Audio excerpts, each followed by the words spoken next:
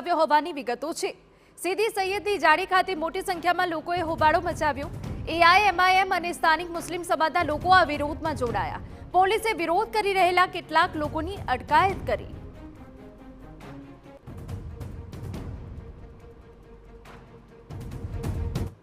UCC અને વકફ મામલે અમદાવાદ શહેરના રસ્તા ઉપર વિરોધ બાદ જે તમામ કાર્યકર્તાઓ છે એઆઈએમઆઈએમના અને સ્થાનિક જે આગેવાનો છે તે વિરોધ કરતા હતા તે તમામની અટકાયતી પગલાં છે તે લઈ લેવામાં આવ્યા છે।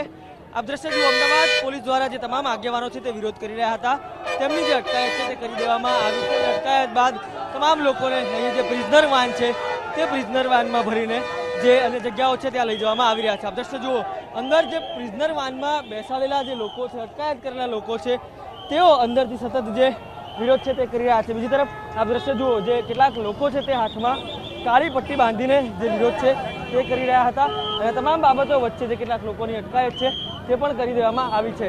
અહીંયા કાળી પટ્ટી બાંધેલી છે, તેમની સાથે પણ વાત કરવાનો પ્રયાસ કરીશું। ખાસ આજે જે વિરોધ છે તે કરવામાં આવી રહ્યો છે, શું છે મુખ્ય મુદ્દા? આપ જે વિરોધ કરી રહ્યા છો, શું છે મુખ્ય?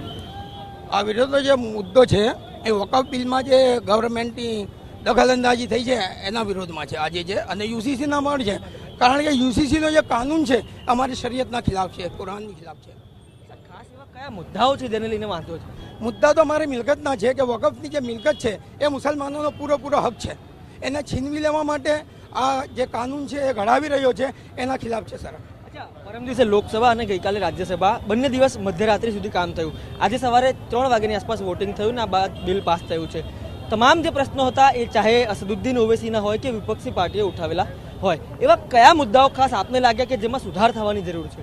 સુધાર થવા માટે તો એવું છે કે આપણા ભારત દેશની અંદર સર્વ ધર્મ સમભાવના એ સૌથી મોટો મુદ્દો છે કે આપણા એક એવું ભારત એક એવું દેશ છે કે જ્યાં તમામ ધર્મના લોકો એક સાથે રહે છે અને તમામ ધર્મના લોકોને પોતપોતાનું કાનૂન અને પોતપોતાની જે ધર્મમાં જે પણ કાનૂન હોય એને એકદમ ફોલો કરવાની બધાને છૂટ છે।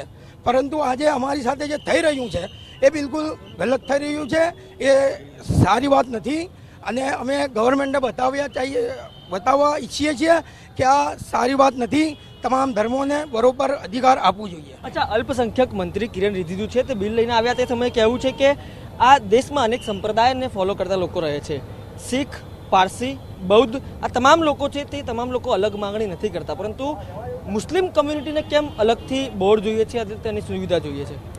મુસલમાનો કોઈ અલગથી કોઈ પોતાનું હક નથી માંગતા। આ જે વકફનો જો મામલો છે એ વર્ષો પહેલાંથી વકફને જે એ લોકોએ આપણે આપી છે મિલકત, એ મુસલમાનોને આપી છે।